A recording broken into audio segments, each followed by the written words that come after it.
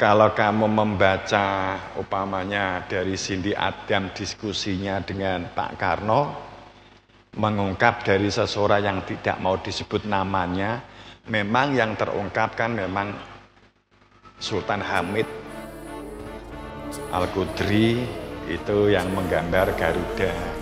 Tapi ini ada sejarah yang tersembunyi. Siapa sih pengkonsepnya? Tidak langsung diberikan tapi melalui orang lain, orang ketiga, orang keempat. Siapa di balik layar ini?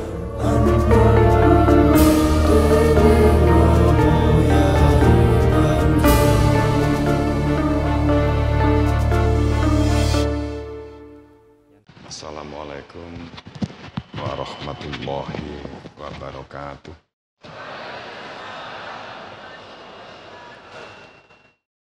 Bismillahirrahmanirrahim. Alhamdulillahirabbil alamin. Wassalatu wassalamu ala sayyidina Muhammadin wa ala alihi wa ashabihi wa itba'ihi di qalbin salim. Allahumma ya muqallibal qulubi tsabbit qulubana ala dinik. Allahumma aftah lana kafuta khair wa nawwir qulubana bi hidayatil yakin. Rabbi shrah li sadri wa yassir li amri wa hlul 'uqdatam min lisani yafqahu qawli. Jamaah rahimakumullah. Pertama mari kita memunajatkan rasa syukur kehadirat Allah Subhanahu wa taala. Biqauli alhamdulillah.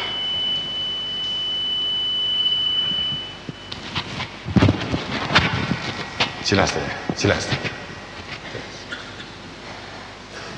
Kedua salawat salam pada junjungan kita Rasulullah sallallahu alaihi wasallam. Biqauli Allahumma sholli ala sayyidina Muhammad wa ala ali sayyidina Muhammad. Rasa syukur kita tempatkan menjadi sandangan kehidupan kita yang disertai dengan perilaku jiwa fakir, kebutuhan kuat berproses, sadar sebagai murid. Murid itu maknanya orang yang memiliki niat dan tekad kuat untuk memproses dirinya di kehidupan berdunia ini dengan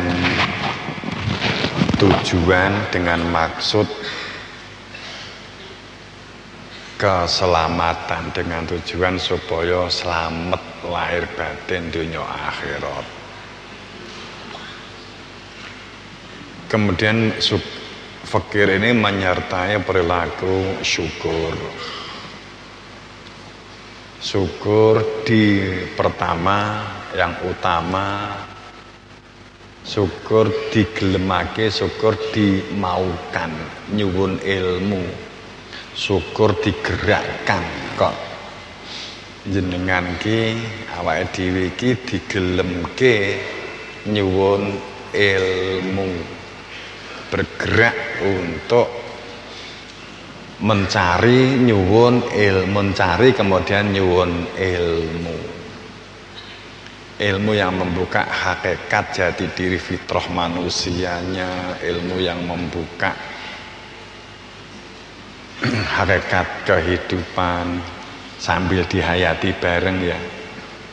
Jadi ilmu sebagai al-huda, ilmu yang menjadikan kamu itu memiliki, bukan konsep, memiliki sesuatu yang disebut dengan al-huda, yang disebut hidayah, yang disebut terangnya cahaya. Dengan terang itu sehingga kita bisa membedakan hak dan batal. Dengan terang itu sehingga kita bisa membedakan antarane terang dan gelap. Dengan ilmu itu menjadikan kamu itu legal menjadi manusia. Artinya ada kesadaran sebagai manusia. Ada kesadaran karena ada kehadiran Dia di dalam hati. Jadi Saya ganti ilmunya dengan huwa, bal huwa, sungguh bahwa dia, bal huwa ayat yang nyata. Dia, bagi yang sudah punya ilmu, dia itu adalah ayat yang nyata fi sudur, di dalam dada. Itu adalah ayat nyoto, itu yang wujud, itu yang ada. Karena ada dia kita bisa melihat.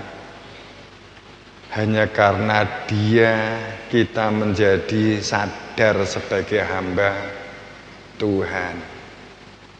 Karena karena huwa yang menjadikan kita itu hidup di dunia yang dikategorikan gelap, karena telah diturunkan anzalnahu, ditunjukkan tentang tentang dia keberadaan Tuhan, ditanamkan di dalam hati. Oh iya ya, mergo sebab huwa saya bisa melihat, sebab huwa bisa bergerak, sebab huwa saya bisa berkreasi, sebab huwa aku iso obah, iso ose, iso kedep, sebab huwa, sebab dia.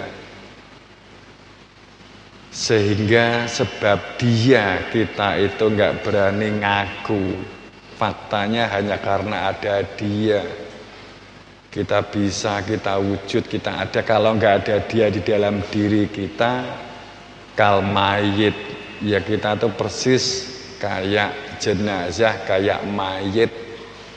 Ya mayit itu yang tidak bisa apa-apa, didusi manut, disaduk manut, dipendem manut, dibuang manut. Kita bisa beraktivitas karena dia. Ilmu inilah yang tidak terekam sejarah. Ilmu inilah yang tidak terfikirkan oleh para sejarawan, oleh apapun. Bahkan yang telah tahu pun saat mengetahui tentang kebenaran ini pun pada saat di awalnya ditutup habis-habisan. Jangan dibuka, jangan orang tahu kejadian-kejadian pembunuhan putra wayai Kanjeng Nabi, kejadian pembunuhan sahabat-sahabatnya Nabi Isa, pembunuhan keluarganya Nabi Musa setelahnya, dikejarnya Nabi Ibrahim, kemudian pelanjutnya sampai tidak terdeteksi karena dikejar habis-habisan. Terus sampai kembali kepada Nabi Muhammad.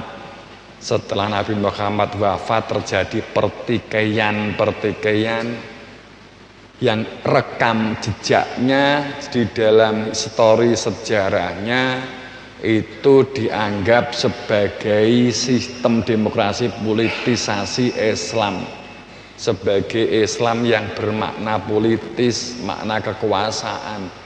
Ini sungguh karena tidak diketahuinya, atau orang sekarang kan tidak tahu, tidak diketahui. Kemudian akibat pada saat generasi awal itu ada yang